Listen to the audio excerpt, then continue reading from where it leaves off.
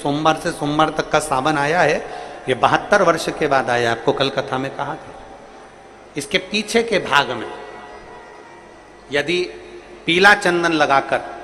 अग्र भाग में लाल चंदन लगाकर आप जिस समय पर पूजन करेंगे और धतूरा चढ़ाने का समय आए, उस समय पर जब आप समर्पित करेंगे तो ये भाव से समर्पित करें कि हमारे घर में जो क्लेश है वो समाप्त करें भोलेनाथ, और श्री शिवाय नमस्तुभ्यम बोलकर वो धतूरा भगवान देवादिदेव महादेव को समर्पित करिए। उसका फल फिर हमें बताना कि उसका फायदा मिला कि नहीं मिला। और मेरा निवेदन सभी मेरी जीजियों से, मेरे जीजाओं से, मेरी बेटियों से, बेटाओं से, मेरी माताओं से, श्रावण के महीने के जितने सोमवार रहें, प्रत्येक सोमवार को शंकर जी का अगर मंदिर जा सको तो ठीक है, ना जा सको तो शिखर का दर्शन, और वो भी ना कर सको तो अपने घर में जो शिवलिंग है उस पर 3 बार, 3 छोटा सा लोटा ले लो, बड़ा लोटा ले लो, कैसा भी 3 बार शिव जी का नाम लेकर 3 बार जल को अवश्य चढ़ाओ। जितने सोमवार पड़े श्रावण के महीने में आप 3 बार, भले 1 लोटा जल है उसी को रोक रोक कर 3 बार चढ़ाओ, और 3 बार चढ़ाओ। जैसे शिव मंदिर में 3 ताली का नियम है, सावन महीने में 3 लोटा अर्थात 2 लोटा जल पर रुककर 3 बार अगर जल चढ़ाया जाता है तो ब्रह्मा, विष्णु और महेश उस जल को स्वीकार कर कर तेरे घर का भंडार भर दे। श्रावण में अगर शिव के मंदिर नहीं जा सकते तो अपने घर में जो शिवलिंग है उस पर जल चढ़ाओ।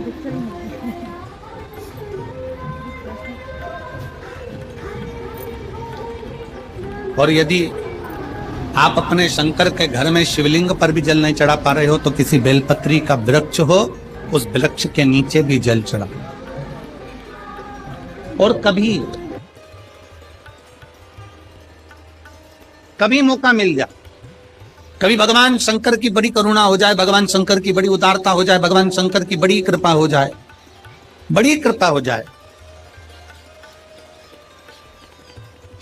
भगवान शंकर जिस दिन तुम्हारे ऊपर बड़ी कृपा कर दे, किसी सोमवार को 3 नियम बना लो।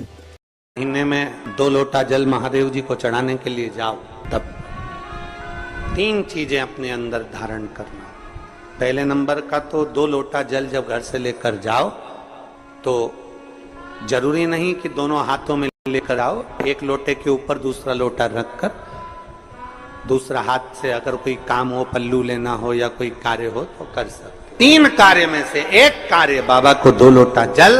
दूसरा कार्य बेलपत्री के वृक्ष के नीचे बैठकर भगवान शिव की मंत्र जाप करना,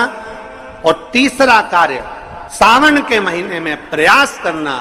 कि 1 वृक्ष बेलपत्री का जरूर लगाना, जो वृक्ष बढ़ सके और आने वाली पीढ़ी के लिए आपको कथा में कहा था कि श्रावण के महीने में मेरे देव आदिदेव महादेव की दुगनी भक्ति, मतलब 1 लोटा जल नहीं, कितना 2 लोटा जल शिव को समर्पित करके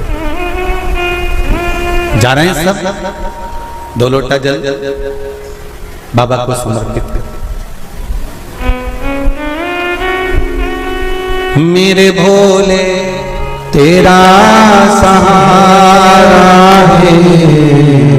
मेरी नैया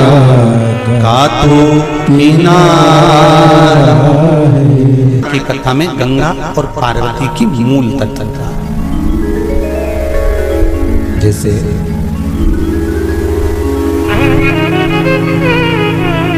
श्रावण का महीना आता है तो गंगा मैया और पार्वती मैया, ये दोनों सृष्टि के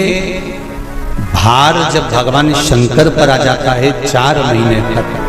जिसको हमारे यहाँ चतुर्मास कहा जाता है, तो ये 4 महीना जब चतुर्मास का आता है तो सृष्टि का संपूर्ण भार मेरे देवादिदेव महादेव पर आ जाता है। और देवादिदेव महादेव पर जब सृष्टि का भार आता है तो केवल अकेले महादेव इस भार को नहीं उठाता,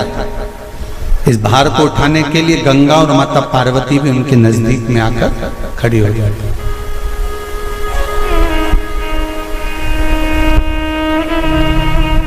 देखिए बड़ा सुंदर संवाद, ध्यान रखिएगा जरा, श्रावण शिव महापुराण की कथा का। श्रावण के महीने में किसी भी एक सोमवार को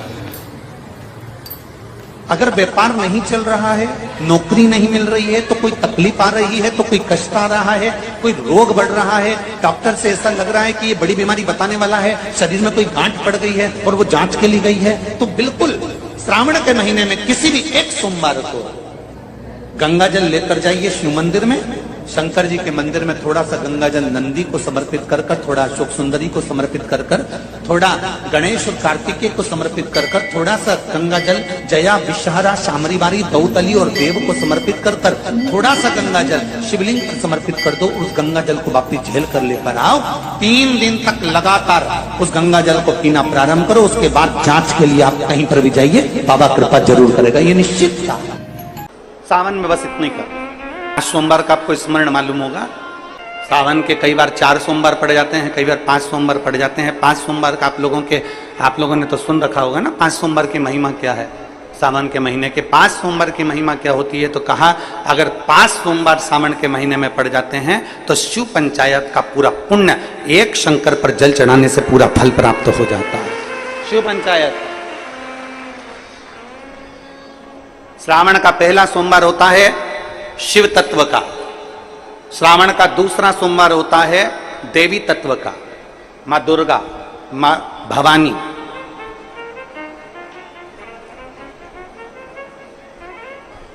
आप लोगों ने शिव पंचायत शिव महापुराण की कथा पहले बाची आप लोगों ने सुनी होगी, उसमें शिव पंचायत का वर्णन करा था। 5 देव,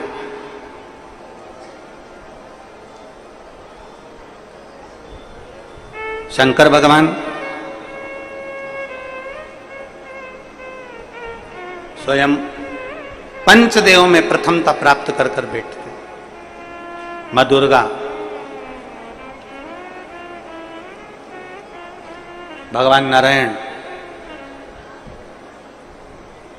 शिव पंचायत में, भगवान भास्कर देव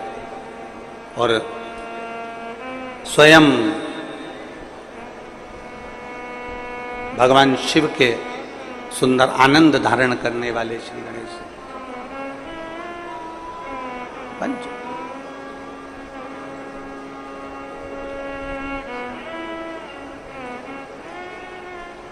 अब प्रथम में शिव, दुर्गा, नारायण, भास्कर देव, गणेश जी, ये सब भगवान शिव की पंचायत के अंतर्गत विराजमान होते हैं और ये 5 सोमवार का फल हमें प्रदान करते हैं। 5 सोमवार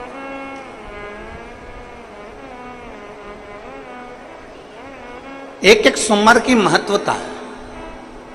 एक सोमवार का क्रम है। कई माताएं उस क्रम को धारण भी करती हैं, ऐसा नहीं कि कई माताएं नहीं करती हैं, सबका अपना अपना नियम होता है। कोई शिव मंदिर में जाता है तो एक अक्षत, एक चावल का दाना शिव जी को समर्पित करता है, कोई मंदिर जाता है तो एक पुष्प शिव जी को समर्पित करता है, कोई मंदिर जाता है तो एक बेलपत्र शिव जी को समर्पित करता है, कोई मंदिर जाता है तो जल समर्पित करता है, सबका अपना अपना भाव है। सावन के महीने में जिस व्यक्ति पर कर्जा बहुत ज्यादा मात्रा में हो जाता है और कर्जा चूकता नहीं है, आप बहुत प्रयास कर लिए, कभी मौका लगे कर्जा मुक्ति के लिए, अगर कोई श्रेष्ठ वृक्ष माना गया है तो वो बट का वृक्ष माना गया महाराज। इसलिए प्रशासनिक कार्य के लिए, मानसिक टेंशन में, परेशानियों में बटकेश्वर महादेव का स्मरण किया जाता है। और यदि निवेदन करूंगा, बहुत ज्यादा यदि आपको कर्जा हो गया है, बहुत ज्यादा कर्जा हो गया और वो कर्जा चूक ही नहीं रहा, तो थोड़े दिन बड़ के पेड़ के नीचे आप बटकेश्वर महादेव के लिए 1 लोटा पानी,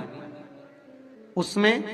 थोड़ा सा पिसा हुआ चावल पीस के गला लेना चावल को और पीस लेना, पीस के उस पानी में मिला लेना और मिलाकर उसमें थोड़ी सी हल्दी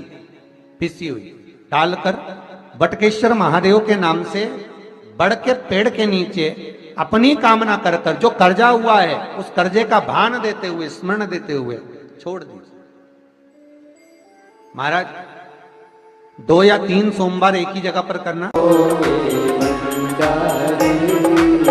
भंडारी भोले भंडारी,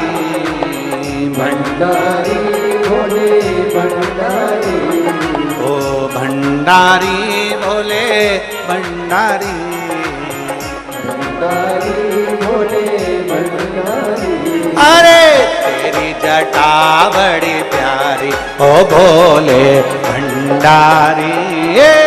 तेरी जटा बड़ी प्यारी ओ भोले भंडारी। बाबा तेरी जटा बड़ी प्यारी ओ भोले भंडारी, तेरी जटा बड़ी प्यारी ओ भोले भंडारी। बड़े आनंद में दोनों हाथों से ताली सेवा देते हुए